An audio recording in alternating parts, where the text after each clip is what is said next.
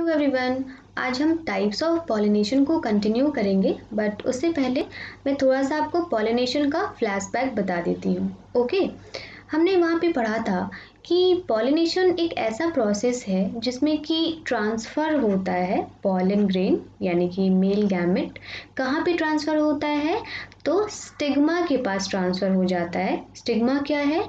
तो एक पार्ट है फीमेल रिप्रोडक्टिव पार्ट का। ओके यानी कि कार्पेल का एक पार्ट है।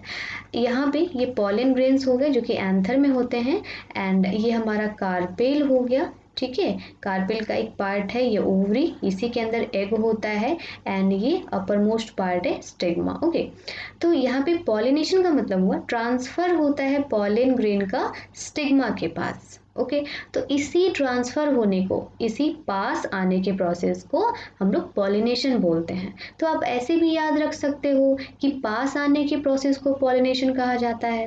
ओके, एंड पास आना मतलब ट्रांसफ़र हो जाना, राइट। अब यहाँ पे ध्यान देने वाली बात ये है कि ये पॉलन ग्रेन जो है ट्रांसफ़र होकर डायरेक्टली एग के पास नहीं चला जाता है। ओके, यहाँ पे सिर्फ ये स्टिग्मा के पास आ पाता है, एंड स्टिग्मा से ये कैसे एग के पास जाएगा वो सारे के सारे प्रोसेसेस हम लोग इसके बाद पढ़ेंगे।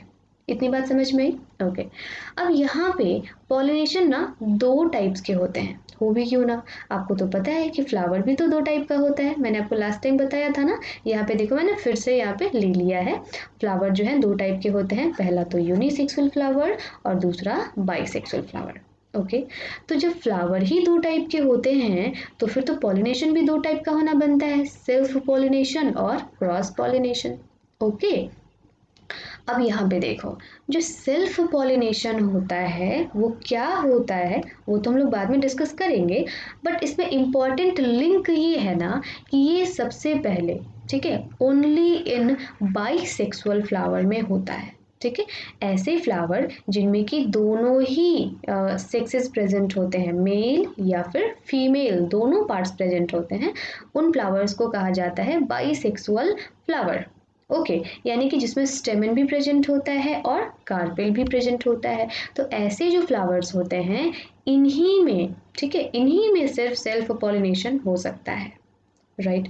तो क्रॉस पॉलिनेशन की क्या बात है भाई, पढ़ेंगे, थोड़ा सा वेट करो। ओके, अभी यहाँ पे हम लोग थोड़ा सा ये फ्लावर के बारे में और फ्लैशबैक मैं आपको बता रही हूँ, क्योंकि ये सब बातें मैंने डीपली बताई हुई हैं लास्ट वाले लेक्चर में। ओके, लिंक मैं डिस्क्रिप्शन बॉक्स में डाल दूंगी, आप उनको देख लेना। तो देखो, मैंने बताया था यूनिसेक्सुअल फ्लावर का मतलब या तो स्टेमन होगा या फिर कार्पेल होगा। ओके, यानी कि मेल और फीमेल सेक्स में से कोई एक ही प्रेजेंट होगा फ्लावर में। एग्जाम्पल्स ये सारे के सारे मैंने आपको बताए थे।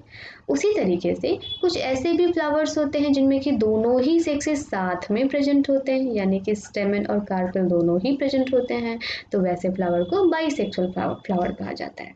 ओके, नाउ सेल्फ पॉलिनेशन जब होता है, ठीक है, तो ये सबसे पहली बात कि सिर्फ बाइसेक्सुअल फ्लावर में ही होता है।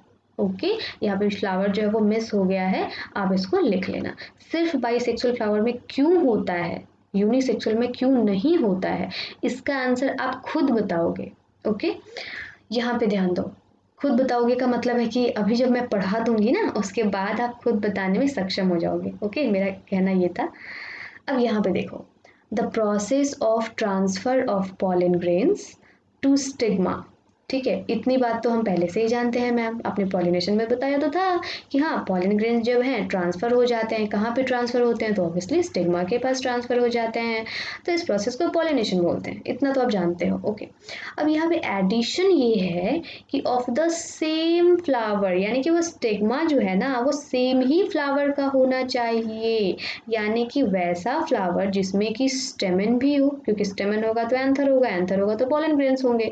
ठीक है, तो सेम फ्लावर होना चाहिए, मतलब कि उसी फ्लावर में स्टेमन भी होना चाहिए, उसी फ्लावर में हमारा कार्पेल भी होना चाहिए, तभी तो ये पॉलन ग्रेन्स जो हैं अपने ही स्टिग्मा के पास आएंगे, अपने ही फ्लावर के स्टिग्मा के पास आएंगे। ठीक है, तो इसको बोलेंगे सेल्फ पॉलिनेशन। नाम से ही क्लियर है ना, अपने ही फ्लावर का स्टेमन जो है, स्टेमन का जो पॉलन ग्रेन है वो अपने ही फ्लावर के स्टिग्मा के पास आ रहा है, तो यानी कि सेल्फ पॉलिनेट कर रहा है, खुद को ही पॉलिनेट कर रहा है ये फ्लावर, समझ रहे हो आप मेरी बात? तो अब खुद बताओ बच्चे कि जब कोई फ्लावर खुद को ही पॉलिनेट करता है तो सेल्फ पॉलिनेशन कहलाता है। तो ये तो तभी संभव है ना जब उस फ्लावर में दोनों ही पार्ट प्रेजेंट हो, मेल और फीमेल, यानी कि स्टेमन और कार्पेल दोनों ही साथ में प्रेजेंट हो, और ऐसे फ्लावर को बाइसेक्सुअल फ्लावर बोलते हैं। आपको क्लियर हो गया ना? आपको आंसर मिल गया कि सेल्फ पॉलिनेशन सिर्फ बाइसेक्सुअल फ्लावर में ही क्यों होता है मैम। ओके, अब मेरी बात आगे भी सुनो। या फिर एक और कंडीशन है सेल्फ पॉलिनेशन का, that is different flower of the same plant. अब दूसरी बात आती है कि मैम ऐसा भी तो हो सकता है कि प्लांट सेम ही हो बट प्लांट में तो बहुत सारे फ्लावर्स होते हैं, जैसे ये एक सिंगल प्लांट है, ओके, इसमें एक ये फ्लावर है एंड दूसरा ये फ्लावर है, तो ऐसा नहीं हो सकता क्या कि इसका जो फीमेल रिप्रोडक्टिव पार्ट है, मतलब इसका जो कार्पेल है, ठीक है, कार्पेल का ये स्टिग्मा है, इस पे इसका जो इसके खुद का जो पॉलन ग्रेन है वो तो आएगा ही, तब तो उसको सेल्फ पॉलिनेशन बोलेंगे। बट अब यहाँ पे जो है अगर ये वाला पॉलन ग्रेन इस पे आ जाए, इस स्टिग्मा पे आ जाए, दूसरे फ्लावर के स्टिग्मा पे आ जाए, तो क्या हम उसको सेल्फ पॉलिनेशन नहीं बोलेंगे क्या?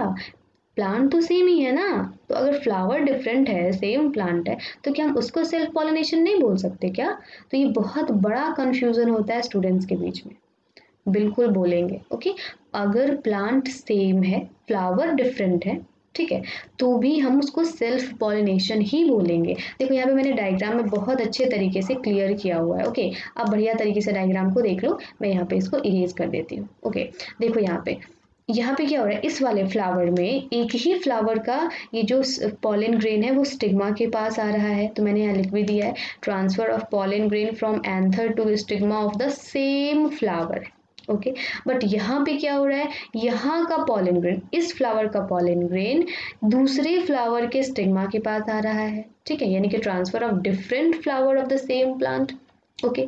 अब डिफरेंट फ्लावर तो ठीक है, बट ये डिफरेंट फ्लावर सेम ही प्लांट का होना चाहिए, प्लांट एक ही होना चाहिए बच्चे, ओके। तब भी हम इस कंडीशन में भी बोलेंगे कि सेल्फ पॉलिनेशन ही हो रहा है। समझ में आई बात? ओके, चलिए अब हम पढ़ेंगे इसके बाद है क्रॉस पॉलिनेशन। देखो यहाँ पे क्रॉस पॉलिनेशन क्या है ना कि it occurs in both unisexual and bisexual flower. Cross pollination दोनों में हो सकता है, यूनिसेक्सुअल फ्लावर में भी हो सकता है, बाईसेक्सुअल में भी हो सकता है। क्यों भाई, कैसे? तो देखो, the process of transfer of pollen grains to the stigma, यहाँ तक तो सेम ही है, पॉलिनेशन का डेफिनेशन है। इसके बाद of the flower of the different plant, okay, of the same species, इतनी शर्त है कि बस स्पीसीज सेम होना चाहिए, क्योंकि अगर स्पीसीज ही डिफरेंट हो जाएगी तो भाई तो रिप्रोडक्शन होगा ही नहीं, है ना। तो स्पीसीज तो सेम होनी चाहिए, ये तो एवर नोन है। बट यहाँ पे मेन पॉइंट ये है कि डिफरेंट प्लांट जो है वो डिफरेंट होना चाहिए, ओके, प्लांट डिफरेंट होना चाहिए। देखो ये दूसरा प्लांट है, ये दूसरा प्लांट है, पर दोनों का स्पीसीज सेम है, ओके। तो देखो ये मैंने एग्जाम्पल के लिए लिया है, ये बाईसेक्सुअल फ्लावर मैंने ले लिया, ये यूनिसेक्सुअल फ्लावर मैंने ले लिया। तो देखो ये वाला जो पॉलन ग्रेन है, इस फ्लावर के स्टेमन का जो पॉलन ग्रेन है वो इस फ्लावर के कार्पेल के स्टिग्मा के पास आ रहा है, ओके। तो इसको बोलते हैं क्रॉस पॉलिनेशन, राइट। अब आप खुद सोचो कि क्रॉस पॉलिनेशन में तो बहुत सारे हो सकते हैं ना, जैसे देखो यहाँ पे ये वाला फ्लावर जो है ये बाईसेक्सुअल है, ये भी फ्लावर अगर बाईसेक्सुअल होता यहाँ पे भी स्टेमन बना देते तो क्या फर्क पड़ता, फिर भी तो जब दोनों प्लांट ही डिफरेंट है तो फिर भी तो क्रॉस पॉलिनेशन ही होता, ओके। एंड अगर ये बाईसेक्सुअल फ्लावर नहीं होता, इसके जगह पे कोई यूनिसेक्सुअल फ्लावर ही होता एंड इसमें जो है खाली स्टेमन ही होता, ओके, तो ये वाला स्टेमन जो है अपना पॉलन ग्रेन देता है स्टिग्मा को, यानी कि क्रॉस पॉलिनेशन में यूनिसेक्सुअल फ्लावर्स भी इन्वॉल्व होते हैं, बाईसेक्सुअल फ्लावर भी इन्वॉल्व होते हैं, है ना। तो ये ब्रॉडली होता है, क्रॉस पॉलिनेशन ज़्यादा हो सकता है, ओके। लेकिन सेल्फ पॉलिनेशन के लिए कंडीशन है बच्चे, सेल्फ पॉलिनेशन के लिए कंडीशन है कि नहीं, जब भी फ्लावर्स होंगे तो बाईसेक्सुअल फ्लावर्स ही होंगे। इतनी बात आपको समझ में आ गई? ओके, अब हम लोग थोड़ा सा आगे बढ़ते हैं। Factors which help in pollination. अब कौन कौन से ऐसे फैक्टर्स हैं जो कि ट्रांसफ़र कराने में हेल्प करेंगे पॉलन ग्रेन्स को स्टिग्मा के पास? तो अपने से जादू तो है नहीं, या फिर पॉलन ग्रेन के पास तो ऐसा हाथ पैर भी नहीं है कि वो मूव करके जाएगा स्टिग्मा के पास, ओके। तो अच्छा, इंसान भी नहीं है फ्लावर, है ना? इंसान में तो हम खुद की मर्जी से पास में आ जाते हैं, बट फ्लावर्स तो खुद की मर्जी से पास भी नहीं आ सकते। ओके। तो यहाँ पे कौन कौन से फैक्टर्स ऐसे हैं जो कि पॉलिनेशन कराने में हेल्प करते हैं? तो सबसे पहले तो इंसेक्ट्स, राइट। इंसेक्ट क्या करता है, एक फ्लावर का जो स्टेमन होता है, इससे पॉलन ग्रेन जो है इस पे बैठता है ना, जब वो इसका रस लेने के लिए, तो ये इसका जो पॉलन ग्रेन होता है उसके पंख में या फिर उसके पैर में चिपक जाता है। ओके। एंड वो फिर दूसरे फ्लावर के स्टिग्मा के पास बैठता है, तो उस स्टिग्मा पे वो चला जाता है पॉलन ग्रेन, इस तरीके से पॉलिनेशन हो जाता है, राइट। तो बटरफ्लाईज, बीज, बहुत सारे जो इंसेक्ट्स हैं वो हेल्प करते हैं पॉलिनेशन में। ओके। इसी वजह से बटरफ्लाईज को फ्रेंड ऑफ फ्लावर्स कहा जाता है। ओके। बहुत सारे वॉर्म्स हैं, वॉर्म्स के साथ भी ऐसे ही होता है। अच्छा, हालांकि वॉर्म्स तो ज़्यादा नुकसान ही पहुंचाते हैं फ्लावर को। एयर, एयर नहीं विंड, ठीक है, एयर नहीं विंड, आप एयर को कट कर देना, ठीक है, विंड। यहाँ पे एयर और विंड में डिफरेंस है, इसलिए मैंने दोनों को लिखा है, राइट। एयर और विंड में डिफरेंस है। एयर का मतलब कि जिसमें हम लोग ब्रीथ करते हैं, ठीक है ना, बट विंड का मतलब जो हम फील कर पाते हैं, जब हवा चलती, जब एयर मूव करती है ना, उसको बोलते हैं विंड, यानी कि moving air is called wind, ठीक है। तो जब एयर मूव करेगी यानी कि विंड प्रेजेंट होगा, तभी तो पॉलन ग्रेन्स जो है वो आपस में टकराएंगे, है ना, पॉलन ग्रेन स्टिग्मा से टकराएगा, ठीक है, और उस तरीके से पॉलिनेशन हो जाएगा, राइट। अच्छा, वाटर करेंट में भी ऐसे होता है, जब बारिश होती है, राइट, तो उस कंडीशन में भी जब पास आते हैं पॉलन ग्रेन्स स्टिग्मा के, तो वहाँ पे वो चिपक जाते हैं, तो वहाँ पे ये वाटर करेंट भी जो है ये काफ़ी हेल्पफुल हो जाता है। बहुत सारी एनिमल्स भी ऐसा ही करते हैं, राइट। एंड कुछ जो बर्ड्स हैं वो भी ऐसा ही करते हैं, इनके लेग्स में चिपक जाता है पॉलन ग्रेन, और ये दूसरे फ्लावर के पास जब जाते हैं तो वहाँ पे वो पॉलिनेशन हो जाती है। ओके, रैंडम होता है पॉलिनेशन, तो रैंडम होता है, कब हो जाएगा कोई नहीं पता, किसी को नहीं पता। ओके। एंड नाउ, अब इसके आगे हम लोग पढ़ेंगे, पॉलिनेशन जब हो जाता है यानी कि पॉलन ग्रेन्स जो है वो स्टिग्मा के पास आ जाता है, तो फर्टिलाइजेशन का प्रोसेस शुरू होता है। फर्टिलाइजेशन के प्रोसेस में क्या होता है ना, कि ये मैंने किस चीज़ का फोटो बनाया है बच्चे, डायग्राम, ये मैंने कार्पेल का डायग्राम बनाया है, राइट। चलो, अब इस कार्पेल के 3 पार्ट्स थे, स्टिग्मा, स्टाइल को मैंने यहाँ पे डिनोट नहीं किया है, ये स्टाइल हो जाएगा, एंड ये लास्ट वाला ओवरी। ओके, स्टाइल का ज़्यादा कुछ फंक्शन नहीं है, इस वजह से मैंने यहाँ पे नहीं दिखाया है।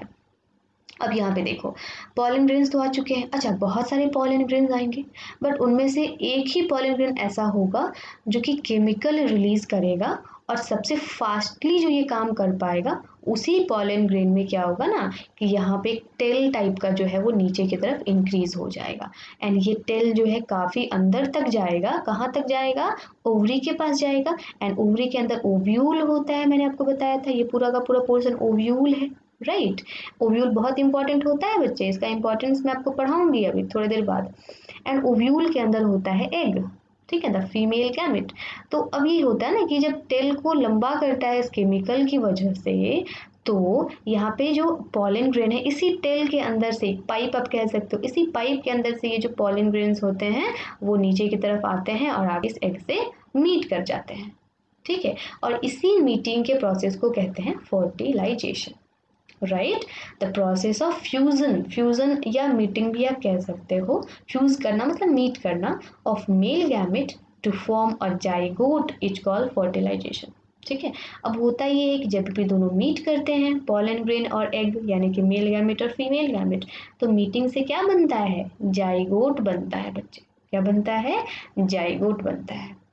ओके, तो इस प्रोसेस को कहते हैं फर्टिलाइजेशन। अब यहाँ पे मैं थोड़ा सा आपको बताना चाहती हूँ, कंपेयर एक्चुअली कराना चाहती हूँ फ्लावर में एंड ह्यूमन बीइंग में। ओके, तो आपको अच्छे तरीके से याद होगा। अच्छा, ह्यूमन बीइंग तो आपने 8 क्लास में पढ़ा था, थोड़ा बहुत तो आइडिया होगा, है ना, जितना भी आइडिया है उतना काफ़ी है, नहीं भी जानते हो तभी भी चलेगा। अब ध्यान से मेरी बातों को सुनो, ओके, क्योंकि मैं ऑब्वियसली ह्यूमन बीइंग तो पढ़ाने वाली हूँ। चलो, फ्लावर में सबसे पहला जो प्रोसेस था पास आने का, उस प्रोसेस को क्या बोल रहे थे, पॉलिनेशन, जो हमने अभी पढ़ा, ओके। और ह्यूमन बीइंग में इसी प्रोसेस को क्या बोलते हैं, बहुत सारे नामों से जानते हैं, जैसे कॉप्यूलेशन, ओके, इंटरकोर्स, जैसे कि आपके एनसीईआरटी ने इंटरकोर्स ज़्यादा यूज़ किया है, राइट, इंटरकोर्स, ओके, एंड इसके अलावा आम भाषा में हम लोग इसको सेक्स भी बोलते हैं। बट ये जो सेक्स है ये बायोलॉजिकल टर्म नहीं है बच्चे, बिल्कुल नहीं है। ये हम लोग आम तौर पे यूज़ करते हैं, ठीक है, सोसाइटी में यूज़ करते हैं, बट ये सेक्स बायोलॉजिकली करेक्ट नहीं है। बायोलॉजिकली इस सेक्स का मतलब होता है या तो मेल या तो फीमेल। ओके, इसी वजह से जब आप फॉर्म्स वगैरह फिल करते होगे एग्जामिनेशन के लिए तो वहाँ पे लिखा होता है सेक्स बताइए, मतलब कि आप मेल हैं या फिर फीमेल हैं, आप ये बताइए। ओके तो यहाँ पे बहुत ज़्यादा मिसकंसेप्शन है हमारे सोसाइटी में। हमारी सोसाइटी में सेक्स का मतलब कॉपुलेशन या इंटरकोर्स समझा जाता है, जो कि बिल्कुल नहीं होता है। ओके बट फिर भी समझा जाता है। बायोलॉजी में आपको हमेशा कॉपुलेशन वर्ड मिलेगा या फिर इंटरकोर्स वर्ड मिलेगा। ओके चलो, तो यानी कि जो काम पॉलिनेशन में होता है वही काम कॉपुलेशन या इंटरकोर्स में होता है in human beings, right. Now second point, pollination के बाद से क्या होता है, फर्टिलाइजेशन होता है, ठीक है। तो फर्टिलाइजेशन जिस तरीके से फ्लावर में होता है ठीक वैसे ही ह्यूमन बीइंग में भी होता है, और यहाँ पे भी फर्टिलाइजेशन ही कहा जाता है, राइट मैंने ठीक वैसे ही कहा का मतलब है कि ऑब्वियसली यहाँ पे पॉलन ग्रेन्स हैं, एग्स हैं, स्ट्रक्चर एकदम डिफरेंट है।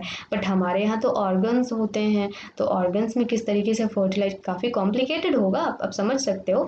तो ये बहुत ज़्यादा कॉम्प्लिकेटेड प्रोसेस होता है हमारे बॉडी में फर्टिलाइजेशन का होना। तो इसको हम लोग अच्छे तरीके से पढ़ेंगे जब हम ह्यूमन रिप्रोडक्शन पढ़ेंगे तब। ओके बट हाँ, नाम दोनों का सेम है। यहाँ पे भी मीटिंग को फर्टिलाइजेशन ही कहा जाता है, यहाँ पे भी मीटिंग को फर्टिलाइजेशन ही कहा जाता है। Meeting of what, meeting of not male and females, okay, meeting of male gamete and female gamete. समझ रहे हो आप मेरी बात को?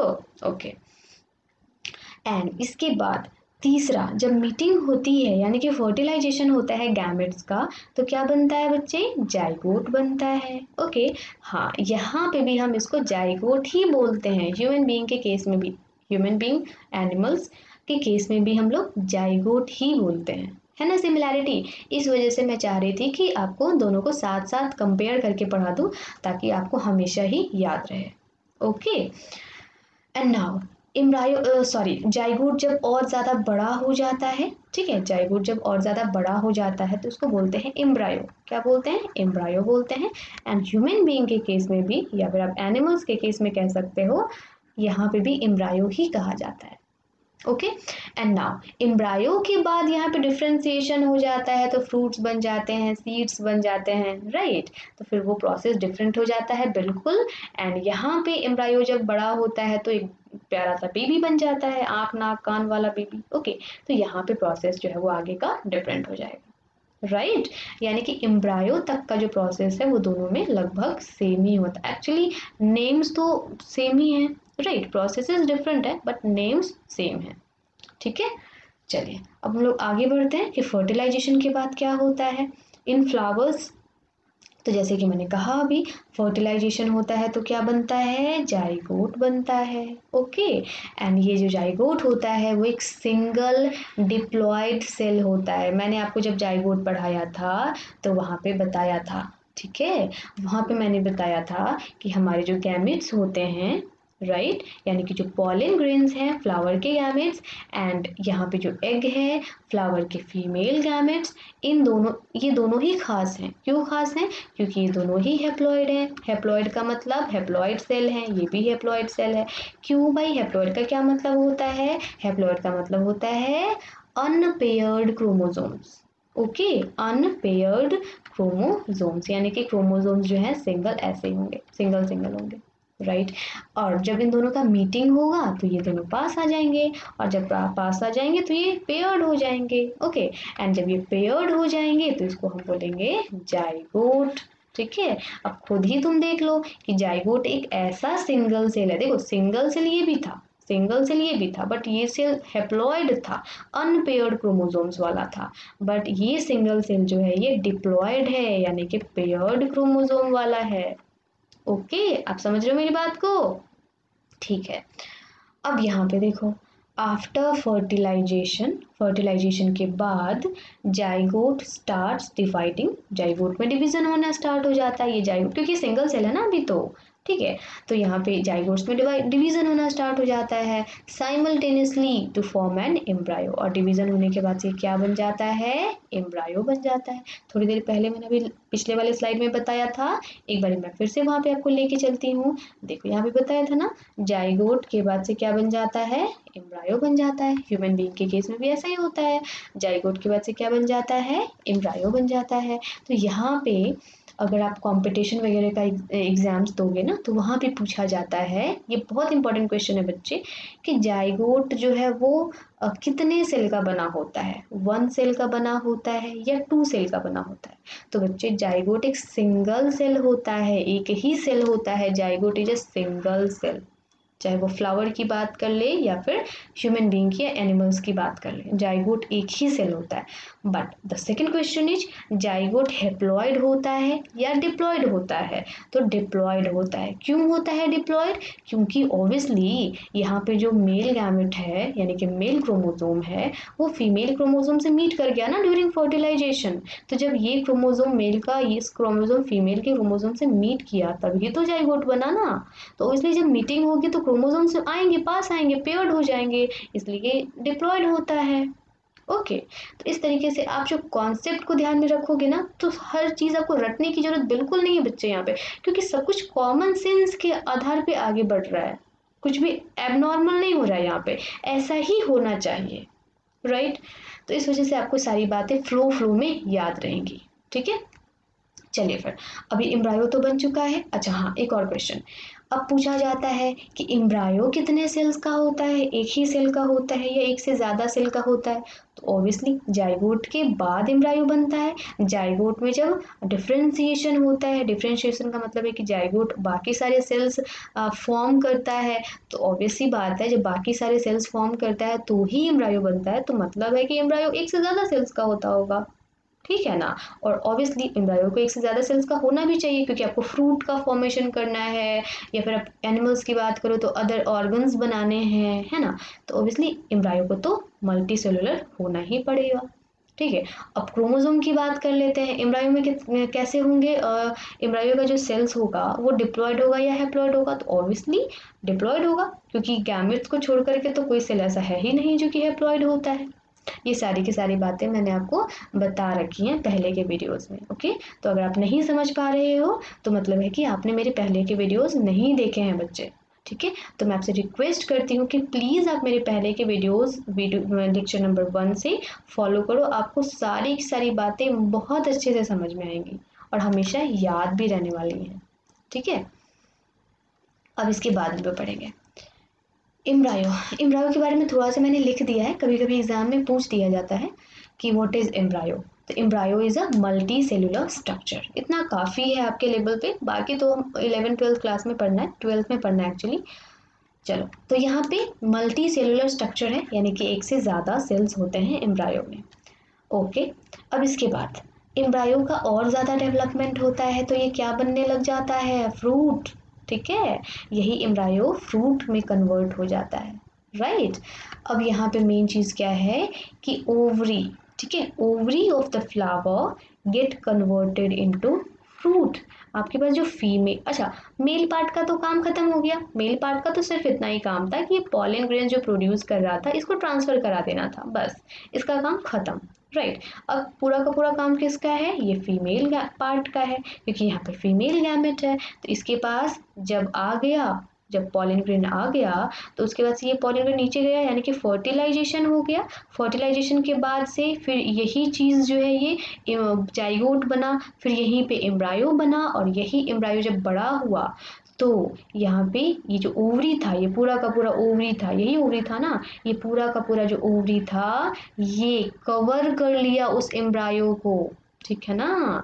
इस ओवरी के अंदर जो एम्ब्रायो है उसको कवर कर लिया। क्यों कवर किया, क्योंकि आपको नहीं लगता कि एम्ब्रायो को ज़रूरत है न्यूट्रिएंट्स की, क्योंकि एम्ब्रायो ही जो है डेवलप हो रहा है, डिफ्रेंशिएट हो रहा है, बहुत सारे सेल्स बना रहा है, राइट। तो ये जो ओवरी है ना, ये फ्रूट के रूप में बहुत सारे न्यूट्रिएंट का सोर्स प्रोवाइड करता है उस एम्ब्रायो को बढ़ने के लिए, बहुत सारे सेल्स बनाने के लिए, ठीक है ना। और ये न्यूट्रिएंट्स क्यों इम्पोर्टेंट हैं? सीड्स को नरिश करने के लिए, क्योंकि एम्ब्रायो के अंदर ही तो सीड होता है बच्चे। ओके, तो ये जो सीड है इसको नरिशमेंट भी तो चाहिए, तो ये नरिशमेंट कौन प्रोवाइड कराता है? यही फ्रूट प्रोवाइड कराता है। ओके, इसी वजह से जब फ्रूट पक जाता है तो हम लोग उसको जब खाते हैं तो उसमें ही सीड होता है। कितना अच्छा खासा सीड होता है ना।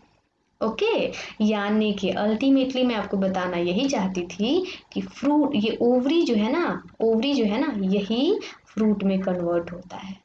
राइट, अब समझ में आया कि ये जो आप इतने दिन से ओवरी बनाते थे, ये ओवरी का कितना इम्पोर्टेंस है, ठीक है ना। इसके अंदर जो सीड है इसका प्रोटेक्शन करता है। एम्ब्रायो के अंदर सीड है, ठीक है ना, एम्ब्रायो के अंदर सीड है, एंड उस पूरे स्ट्रक्चर को प्रोटेक्शन देने का काम कौन करता है? ये फ्रूट करता है, प्रोटेक्शन भी और नरिशमेंट भी। इतनी बात आपको समझ में आई? ओके, अब हम लोग इसके आगे पढ़ेंगे, सीड के बारे में पढ़ लेते हैं। तो देखो, ओव्यूल जो था ना, मैंने आपको बताया था कि ओव्यूल काफी इंपॉर्टेंट है। ओव्यूल कहाँ था बच्चे? ओवरी के अंदर था, है ना, ओवरी के अंदर ओव्यूल था, इसके अंदर फिर यहाँ पे एग था। ओके, तो यहाँ पे जो ओव्यूल था ना, यही कन्वर्ट हो जाता है सीड में, ठीक है। यानी कि ओवरी कन्वर्ट हो जाता है फ्रूट में एंड ओव्यूल कन्वर्ट हो जाता है सीड में। Right, okay. सीड क्या करता है? स्टोर करता है न्यूट्रिएंट्स को फॉर फ्यूचर प्लांट। आपको समझ में आया कि सीड कितना इंपॉर्टेंट है? सीड में ऐसे ऐसे न्यूट्रिएंट्स प्रेजेंट होते हैं जो कि फ्यूचर प्लांट को डेवलप कराने में हेल्प करते हैं। और सीड को न्यूट्रिएंट कहाँ से मिलता है? तो फ्रूट से मिलता है, ठीक है। अब देखो, सीड जो है इसका जर्मिनेशन कैसे होता है? तो सीड जब फेवरेबल कंडीशन आता है, जैसे कि बारिश का मौसम नेचुरली, तो उसमें क्या होता है कि आपका जो सॉइल है उसमें सनलाइट तो आती ही है, प्लस मिनरल्स होते हैं, वाटर होता है, काफ़ी इंपॉर्टेंट है वाटर। ओके, तो जब सीड को वाटर मिलता है, सनलाइट मिलता है, फेवरेबल कंडीशंस मिलते हैं, ठीक है, तो सीड के अंदर तो काफ़ी ज़्यादा न्यूट्रिएंट्स स्टोर्ड होते हैं पहले से ही। राइट, तो क्या होता है ना कि सीड जो है वो जर्मिनेट होना स्टार्ट हो जाता है। ओके, उन्हीं न्यूट्रिएंट्स के हेल्प से ये जर्मिनेट होना स्टार्ट हो जाता है। और इसमें दो पार्ट्स आपको दिख जाएंगे। पहला तो रूट दिखता है, ठीक है, जो कि ग्रेविटी के साथ साथ नीचे चला जाता है सॉइल के अंदर। राइट, क्यों जाता है? ताकि वाटर एंड मिनरल को एब्जॉर्ब कर सके। और जो उसका अब बाकी का जो पार्ट है वो ग्रेविटी के अगेंस्ट, यानी कि सूट के फॉर्म में, जैसे कि मान लो ये सीड है, राइट, तो ये कुछ पार्ट जो है ये नीचे चला जाएगा धरती के नीचे, एंड कुछ पार्ट जो है वो ऊपर चला जाएगा। इसको सूट कहा जाता है, इसको रूट कहा जाता है। राइट, एंड बायोलॉजिकल लैंग्वेज में अगर बात करें तो रूट को रेडिकल कहते हैं। याद करना भी कितना ईजी है, आर से रूट एंड आर से रेडिकल। राइट, एंड ये जो ऊपर का पार्ट होता है ये बन जाता है शूट, एंड इसको हम लोग बोलते हैं प्ल्यूम्यूल। बायोलॉजी में इसको बोलते हैं प्ल्यूम्यूल। ओके, ये बेबी प्लांट होता है जब तक कि ये इतना बड़ा ना हो जाए कि इसमें लीव्स आ जाए, ताकि ये अपने से फोटोसिंथेसिस कर पाए, एंड इसमें थोड़े बहुत रूट्स आ जाएं, राइट, रूट हेयर्स आ जाए, ताकि ये कुछ कुछ पानी को एब्जॉर्ब करने लायक हो जाए। तब तक ये सीड जो है अपने अंदर जो न्यूट्रिएंट को छिपा के रखा हुआ है उसी की हेल्प से ये ग्रो करता है सीड। ओके, तो आपको समझ में आया कि सीड के अंदर का न्यूट्रिएंट कितना इंपॉर्टेंट होता है, ठीक है। एंड अगर पल्स की बात कर ले, चना की बात कर ले, तो ये तो खुद सीड ही है। तो तुम सोचो कि इसको हम खाएंगे तो हमें कितना ज़्यादा बेनिफिट मिलने वाला है। राइट, तो बस इस तरीके से आपका ख़त्म होता है ये पूरा का पूरा पॉलिनेशन, ठीक है। तो इसके बाद हम लोग पढ़ेंगे human beings, sexual reproduction in human beings. But उससे पहले आप पूरा का पूरा कंप्लीट कर लो फ्लावर का, सेक्सुअल रिप्रोडक्शन इन फ्लावर। कोई भी डाउट हो आपको तो आप कमेंट सेक्शन में मेरे से पूछ सकते हो, ठीक है। तो अगले वाले सेक्शन में हम लोग रिप्रोडक्शन इन ह्यूमन बींग्स की स्टडी करेंगे। तब तक के लिए बाय बाय, थैंक यू।